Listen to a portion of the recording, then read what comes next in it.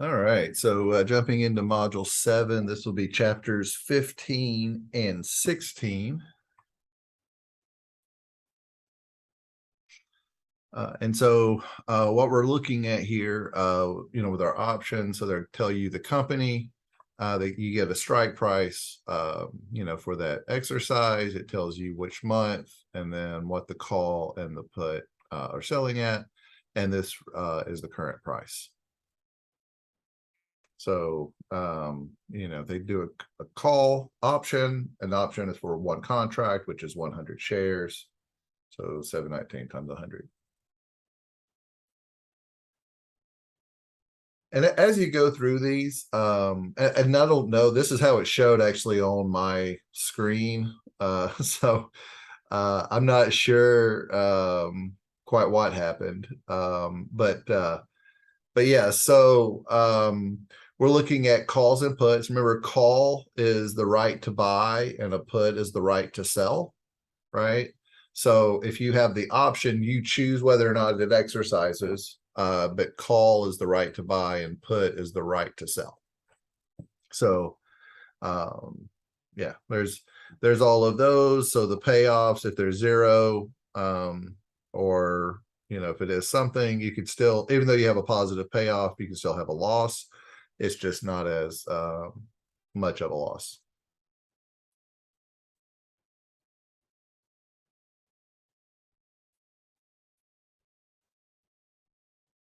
Again, this is just looking at these put contracts. So basically you have the right to sell, right? And so the best you could do is the company go out of business, right? Because then you can give them worthless stock.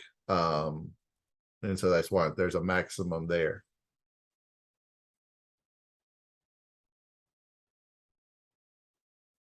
Always find options to be a lot of fun.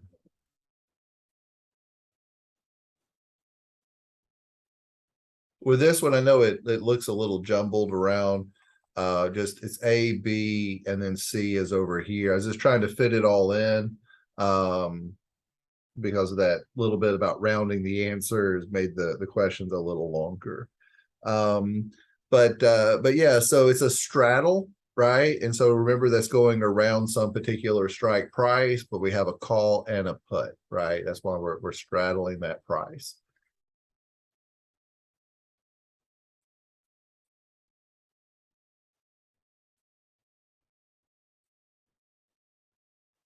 Okay, and then again, here's a put, right? So if you're long a put, like if I were to buy it, if the price falls, my put gains in value.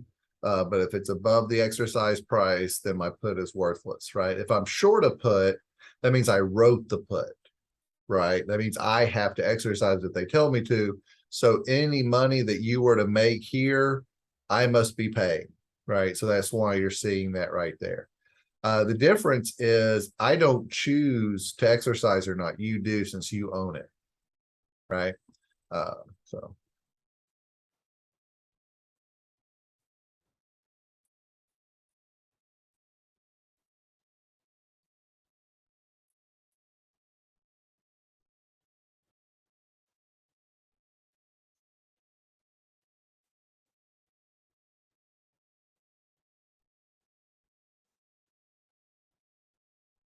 So hopefully these make sense as far as which positions to use where.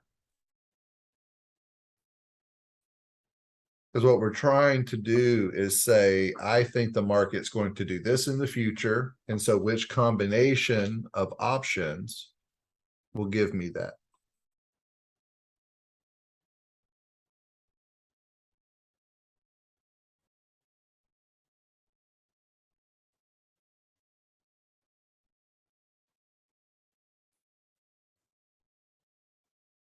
So they own the stock, right? And then they can sell it at 34. And then they sell a call, so they could be forced to sell it with a strike price of 44. So if it were to go up, they get forced out. And if it were to drop, then they've got this to protect them on the downside.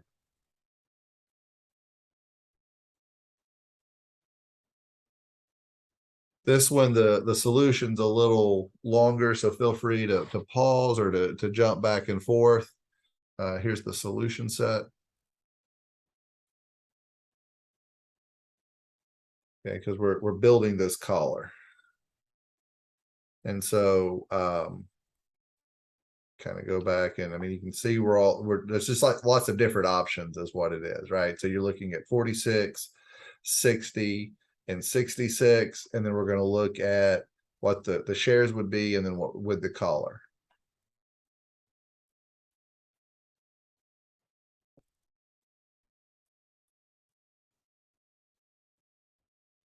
So that's why we're kind of doing it 3 times, because it's at 46, at 60, and then at 66. So that's what you're looking at.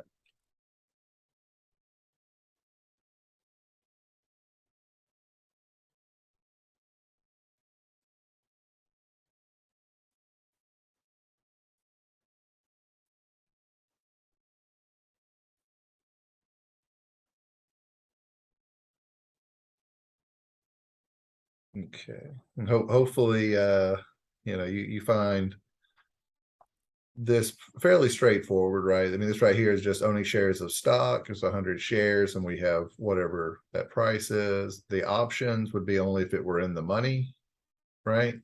And then you could also just do a smaller number of options and then have something that's just paying you interest, right? Which is what this is doing.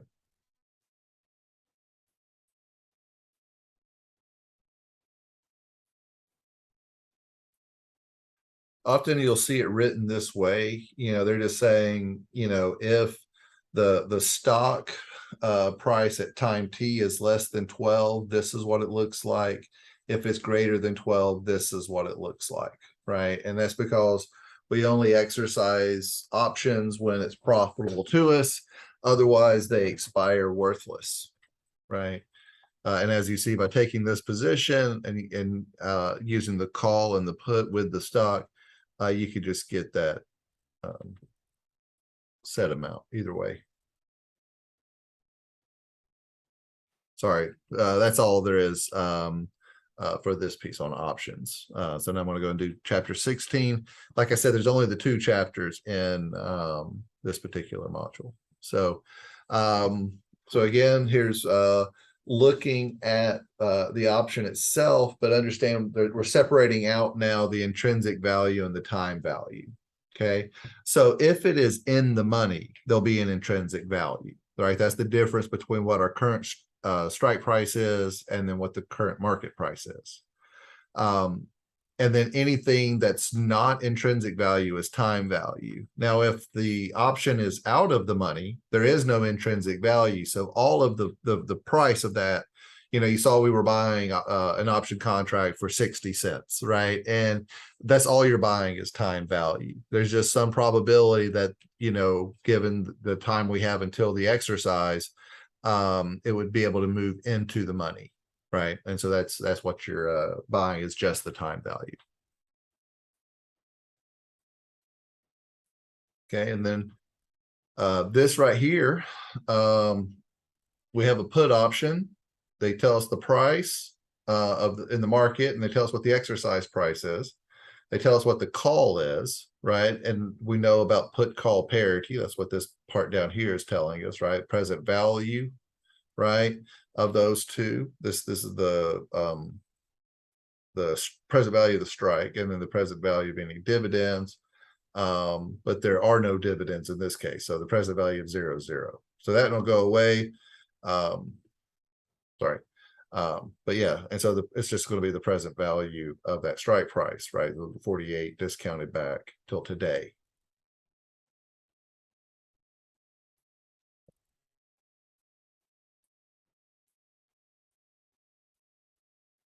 Oh, I think I'm, yeah. Okay. Let's see.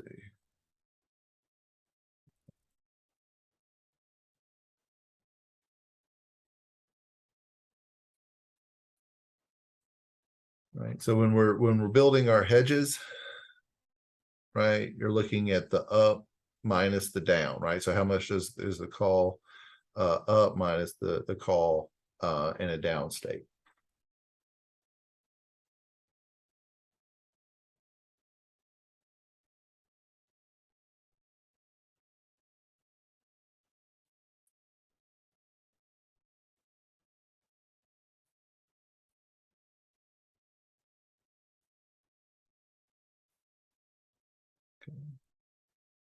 Now, whenever you see this written in, and then you see like a D1, N is saying, what's the probability of this given a normal distribution? And then D1 is this right here, the natural log of this stock price at time 0 divided by the exercise price plus risk-free rate minus delta plus sigma squared over 2 times time divided by sigma times the square root of t, the square root of time. And so this is that Black-Scholes hedge ratio. And so what we're saying is this right here is what the this is going to tell us how many standard deviations away we are from the value of this exercise. And so that's why we're going to take what is the probability that we reach that number of standard deviations, and that's what these probabilities are. So if the stock price is 80, 85, or 90, we're more likely to be able to exercise. Obviously, if it's 90, we're already $5 in the money, right? And so you see that's going to be much higher, and that's what you're seeing there. So the exercise price, this X is exercise, this 85. R is our risk-free rate, so the T-bill rate. The sigma, they told us right here, annual standard deviation is 10%, and then it's 1 year. So, but yeah, that's where all of this is coming from.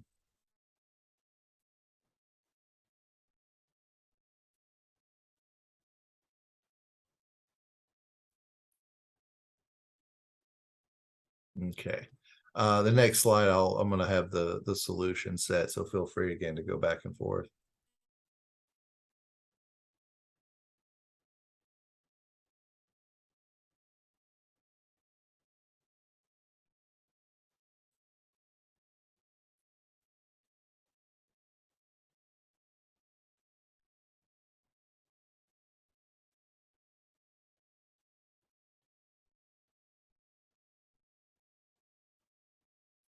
Okay, so again, we're building, hedges.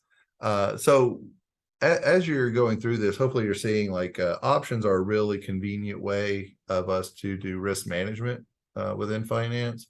We also use things called futures and forwards, and we also engage in what's known as swaps. So we have actually an entire class on derivative securities that looks at risk management, but that's just so you understand, we keep talking about these hedges, and it really is just about, reducing the risk that our portfolio has, right? And so this is a way for us to address that.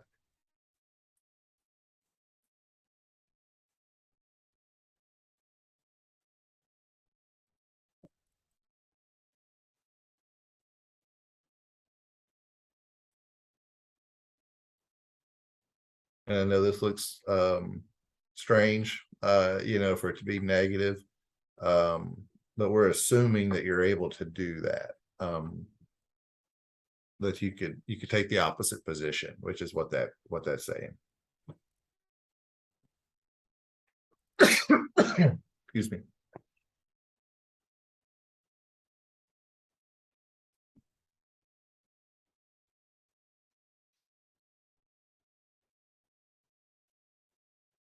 And then this is calculating the gain that we would have if we were to use this collar if the stock price were to move by $1, right? And so remember, the collar was based around a particular a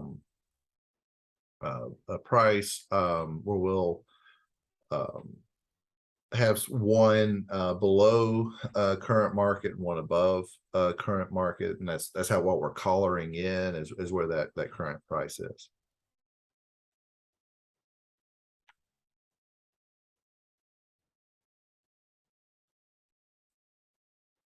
And again, please pause this as you need and read through to make sure you're understanding. All we're trying to do here is say we know that this call exists. We know these properties about it, so we can talk about, well, what's the probability that it will make me this much money, or the probability I make this other money. And then we have to remember that that's going to be a future value, so we need to make sure you know, we discount that back to today.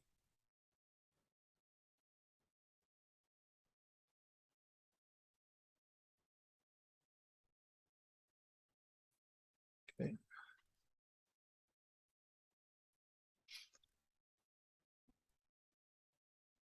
And in this one, the next slide, I'll have the actual solution. So as always, you know, feel free to go pause it or go back and forth as needed. But yeah, so we're going to be building a portfolio and then hedging that.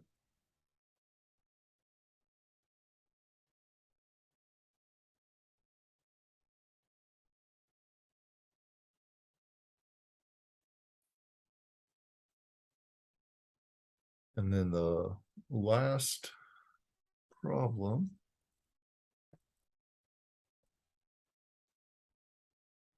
again, just calculating our hedge. So this is module 7. We're almost done.